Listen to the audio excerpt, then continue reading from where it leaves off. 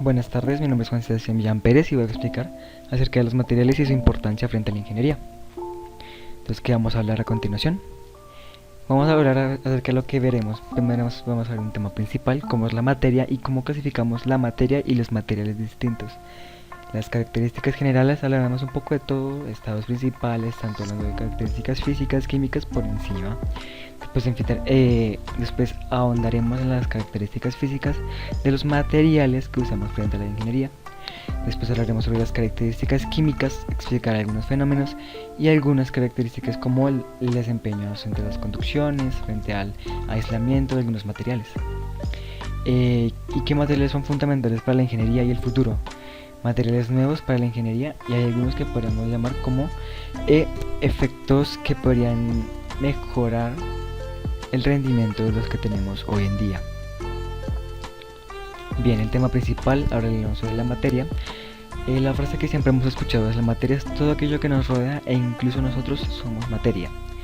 Esto es una frase que tiene el 100% de la verdad, pero al mismo tiempo la materia son distintos, es la composición de distintos átomos.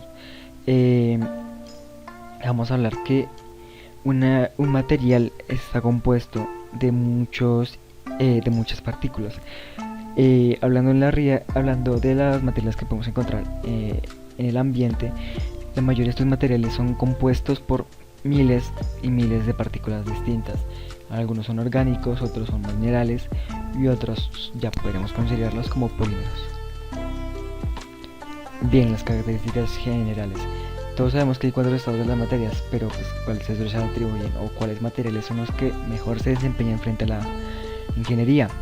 Pues bien, la ingeniería como tal no es solamente el estudio y las ciencias frente a la tecnología, como serían los computadores o los sistemas prácticos y maquinaria, sino también esto se refleja frente a características como fragilidad, tenacidad, a elementos en los que podemos ergonomizar y, por así decirlo, tener mejor uso de los recursos.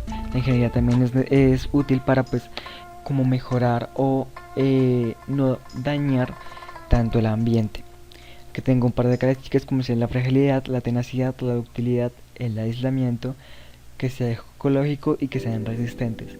Esas son algunas de las características. Hay otras como su toxicidad, su biocompatibilidad y otras que se denominan respecto a distintos tipos de materiales.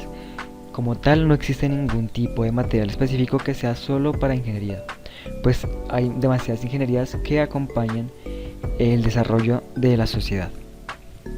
Las características físicas dependen de qué estamos hablando frente a los materiales. Me explico, ahorita hablando de unos tipos, como podemos decir, me devuelven la presentación y demuestro. Tipos cerámicos, metálicos y polímeros. También entran los compuestos y los materiales que son unidos frente a otros. ¿Qué características físicas podemos tener? Como lo hemos dicho, las tenacidades frente a la resistencia de algún material y su esfuerzo mecánico. También entendemos como resistencia a las temperaturas y a la presión que podemos encontrar en un ambiente. Cabe resaltar que algunos elementos son requeridos por el fin de su aplicación. No es la misma aplicación que va a tener una placa de carbono frente a un auto a una coraza de hierro en una campana. Una es más tenaz y la otra es más ligera y frágil.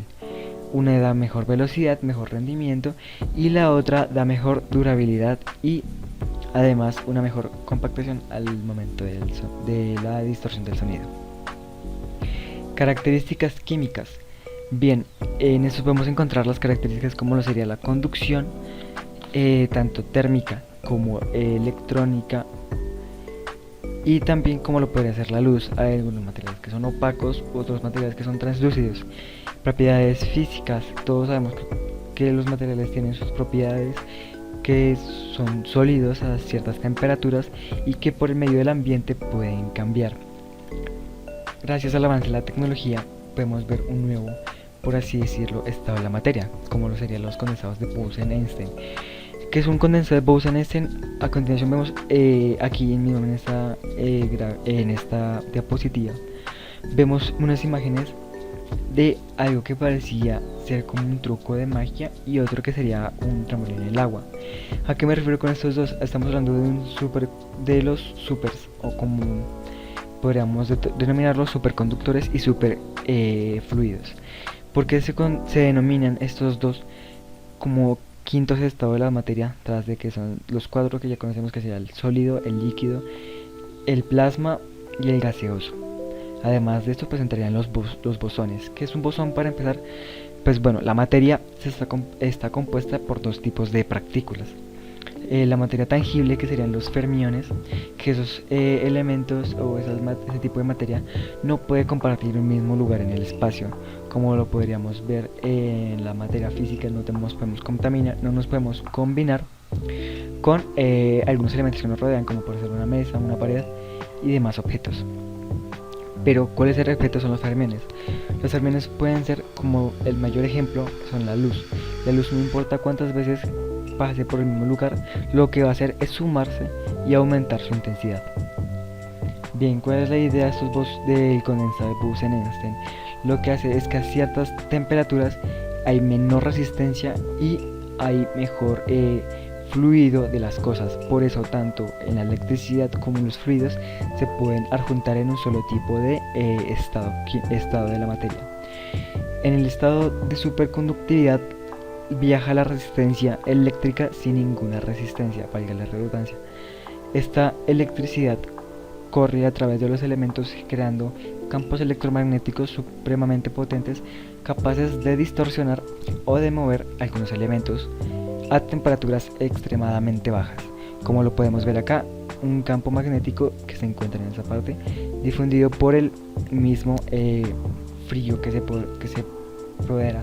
Además de que estos elementos son enfriados, la mayoría, para que puedan ser superconductores, cerca del cero absoluto, es decir, de los 243 grados Kelvin, donde el movimiento de los materiales es completamente nulo.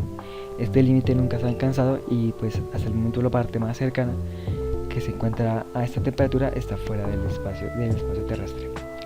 En los superfluidos, el elemento que más se le utiliza para esta comparación sería el helio. El helio, cuando se condensa a bajas temperaturas, se vuelve en un estado líquido. Pero ¿qué pasa cuando se convierte en un superfluido? Cuando uno llega a hacer un remolino, como digamos con algún elemento físico o movimientos mecánicos, este fluido va a seguir girando eternamente, es decir, no va a tener ninguna resistencia y por ende nunca va a parar de girar. A eso se le conoce como un superfluido y es capaz de escalar paredes sin dejar rastro de que estuvo ahí. Bien, ¿qué materiales son para el futuro? ¿Qué depara la ingeniería frente a los materiales? Bien, frente a investigaciones, frente a muchos avances tecnológicos, se encontraron los metales transparentes. Estos metales transparentes se pueden modificar, se pueden duplar, son más maleables frente al uso de hoy en día los materiales, que son algunos que conocemos vagamente como que las tecnologías son muy frágiles, pues estos metales son capaces de doblarse y ergonomizarse para no dañar el dispositivo. Este tipo de metal están siendo investigados desde el 2015 y además de que están compuestos por estructuras muy pequeñas, casi con poros de nanómetros, que para hacer una idea, un cabello de un ser humano está compuesto por 80.000 nanómetros de grosor.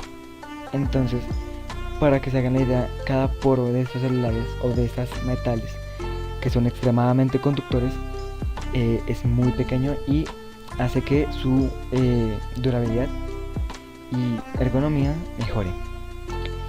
Estudios como el grafeno es un material de hecho de carbono, compuesto por, como se muestra en la imagen, hexágonos casi perfectos, en los que este grafeno es capaz de ser casi que una malla sensorial, pues reacciona frente a algunos estímulos biológicos, donde explican que el grafeno se puede utilizar en la reproducción de un ojo. Aquellas personas que, aunque sigan funcionando su labio ocular en la parte interna, pueden recobrar la vista frente a la aplicación de esta nueva tecnología que está siguiendo estudio. El grafeno también se deriva a una estructura que serían los cilindros de carbono, que estos a diferencia son más un tipo aislante, pues como los pelos de los osos polares que han avanzado en el desarrollo de las evoluciones de los seres, son huecos y poseen una cantidad de oxígeno interna que eso les sirve como un aislante térmico. Que serían, digamos, en estos elementos que son tan pequeños que se unen también en nanómetros, generando así que el aire que pueda estar internamente se mantenga estática y sea un perfecto aislante térmico. Bien, hablando de la biohidrometalurgia, podemos hablar de que las bacterias, en el reino de las bacterias, hay una vasta como cantidad de seres que solamente necesitan como uno o dos materiales para poder sobrevivir y prosperar. Algunos de ellos son denominados los termófilos, los mediófilos o extremadamente termófilos o quimiotermófilos. Estos últimos reaccionan frente a las temperaturas y estados químicos en los que se encuentran en el ambiente, generando así energías capaces de recolectar algunos minerales y formarlos frente a algunas indicaciones como lo sería la energía. Bien, aquí serían las referencias y gracias por la atención. Fue un recorrido bastante, por así decirlo, corto y al mismo tiempo bastante resumido acerca de los materiales y la importancia frente a la ingeniería. Cabe resaltar que cada información que he tenido está basada en alguno de estos links que tienen cada uno su respectivo enlace. Gracias.